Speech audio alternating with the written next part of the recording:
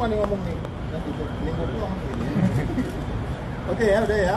Jadi sekali lagi saya penegasannya bahwa yang dimaksudkan dengan pimpinan KPK dilarang untuk bertemu langsung, tidak langsung, dengan alasan apapun dengan pihak yang berperkara yang sedang ditangani oleh KPK itu adalah pada saat pengaduan masyarakat membuka itu, dia mempelajari itu, kemudian kalau ada bukti yang cukup dia melapor kepada pimpinan, terus kemudian dilakukan penyelidikan. Nah, di penyelidikan inilah biasanya OTT itu, ya kan? Udah ngambil lagi, dan minta lagi. Makanya OTT itu kan selalu bukan yang ke satu dan kedua kan, ya kan? Nah, makanya jadi agak aneh kalau dibilang bahwa yang dimaksudkan ditangani di KPK itu adalah dalam hal setelah penyidikan lebih dulu, which is itu September 2023 ya. Apalah ya semua ya. Nah, itu udah nggak masuk common sense dengan berdirinya pasal itu. Memang pasal itu dibentuk supaya pimpinan KPK mulai dari awal. Dari awal itu humas itu pengaduan masyarakat itu dia tidak boleh. Dan nyatanya saya ulangi lagi, cawe-cawenya kan diantara itu kan, diantara September dengan 2021 ketika kasus itu mulai ditangani oleh pengaduan masyarakat ketika dia mulai klarifikasi nanya kemana-mana lah, kemudian mana-mana ini betul nggak. Oke, itu aja. Berarti Pak Firly yang bertemu sama Pak Menhan itu salah? Menhan itu salah Pak? Nggak boleh, itu pidananya di situ 36 ya, pasal 36 itu pasal 36 dan 65 ya, satu-satu ya supaya clear nih. Oh iya, itu nantinya kalau mereka smart, kalau mereka prudent, kalau mereka paham dengan undang-undang KPK baru, walaupun saya tidak happy dengan undang baru, undang jelek, kalau benar yang baik. Di situ ditegaskan bahwa komisi Dewas KPK itu bekerja, saya selalu berulang mengatakan ya, dia bekerja itu atas 5 hal ya. Yang disebutkan integritas, yang disebutkan sinergi, yang disebutkan profesional, kepemimpinan, dan keadilan. Jadi profesional nggak ini pimpinan ketemu dengan orang yang diperkara, ya, nanti melanggar kan, harusnya komisi KPK bekerja. Integritas nggak itu? Ya nggak, harusnya Dewasnya udah mulai bekerja kalau memang itu terjadi. Tapi sampai hari ini kita nggak dengar ya. Oh iya dong, itu tugasnya dia digaji untuk itu. Dia menjaga 5 nilai yang namanya integriti, terus sinergi, kepemimpinan, profesionalisme, keadilan. Ini adil nggak kayak begini? Ya nggak, dia harusnya udah bekerja dan sudah bisa menyimpulkan sebenarnya. Kan ini kejadian mirip dengan waktu SDM kan, selesai begitu aja kan. Dan Karyoto sudah masuk pendidikan kan. Nah itu jadi nanti kita nggak mau, makanya saya akhir di sini untuk eager dan kita terima kasih kepada Polri, message-nya jelas, ini clear, harus digunakan juga. Sebab itu saya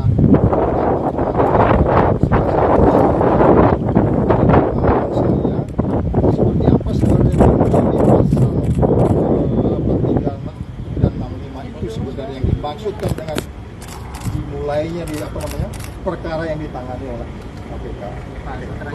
Satu-satu.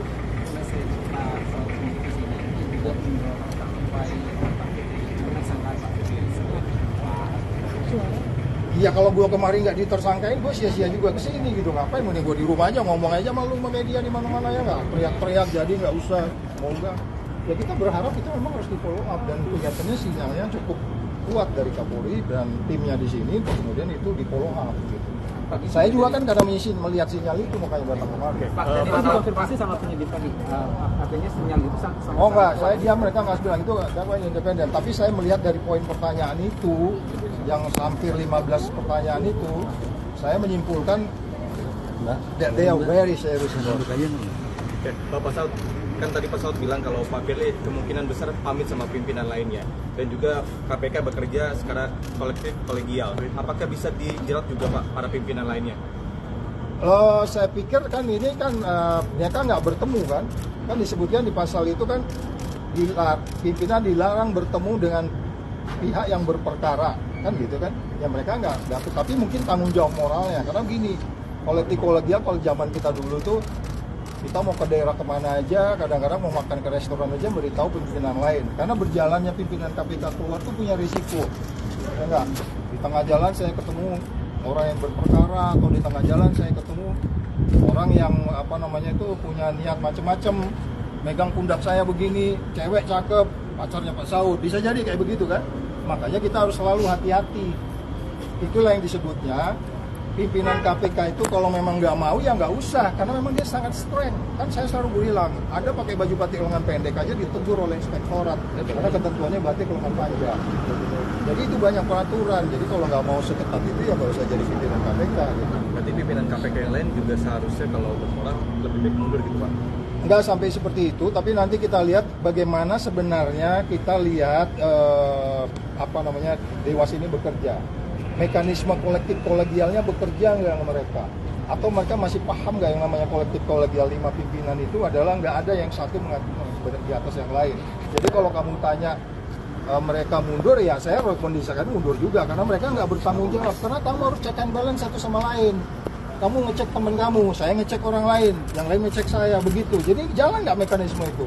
Kenapa pimpinan KPK itu dibuat 5? Kan tujuannya itu supaya satu orang mengecek and balance terhadap yang lain. Gitu ya kan? Untuk, gitu ya. untuk sanksi pembiarannya ada Pak? Apa ya? Sanksi untuk pembiarannya Pak? Misalkan dia tahu tapi dibiarkan saja gitu Pak? Iya, nanti itu bisa Dewan Pengawas. Dewan Pengawasnya punya ini nggak dengan itu gitu ya? Sebentar ya. 5 menit lagi ya, 5 menit ya. Dia punya sense nggak dengan itu gitu. Jadi kalau dia nggak punya sense ya berarti yang lain juga nggak paham kolektif kolegialnya. Dia kan harus paham bahwa mereka tuh satu level gitu. Kalau yang satu sangat operating kan harusnya bisa tegur.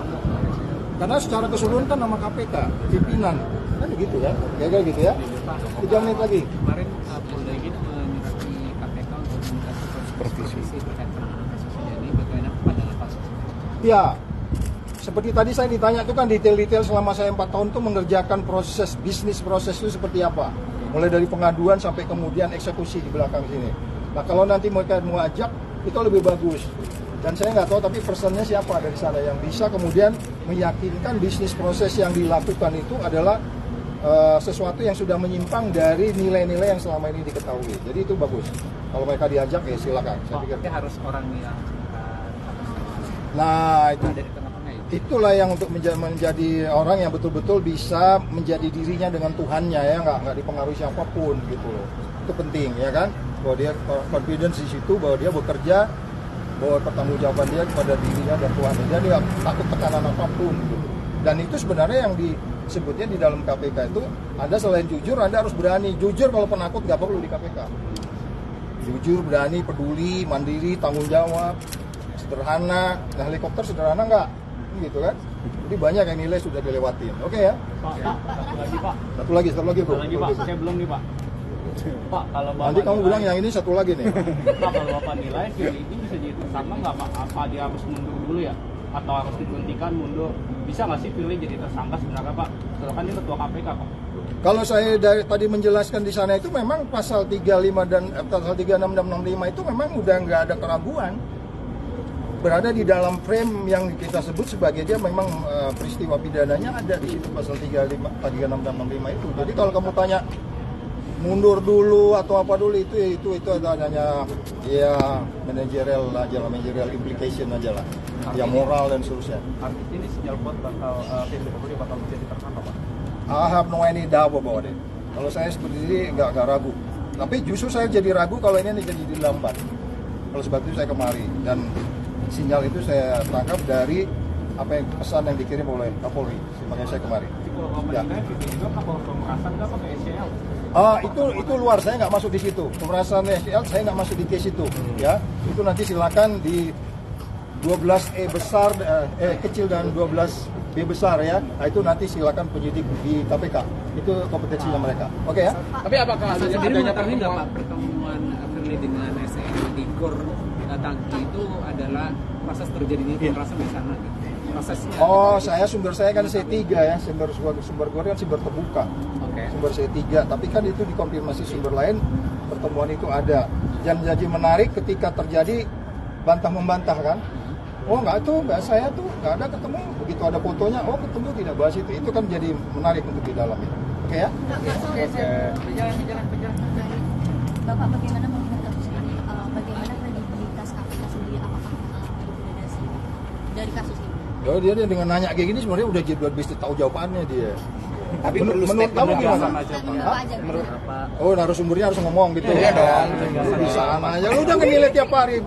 Pak, menurut Sekarang kita tebak-tebakan aja. Kalau ini dilanjutin kasus ini, indeks persepsi korupsi kita yakin gua naik. Kita taruhan nih ya. Berapa rupiah? 50 rupiah lah. Nanti kan bulan Desember akan keluar indeks persepsi korupsi baru. Tapi kalau kasus ini nggak dinaikin atau nggak dilanjutin, saya ragu indeks persepsi korupsi kita dari 34 bisa turun ke 30 atau 32. Which is kamu di bawah negara-negara Afrika sana. Makanya tadi saya penyidik juga bilang, Pak, please mari kita selesaikan. Ini masalah negara, ini bukan masalah pilih seorang nih.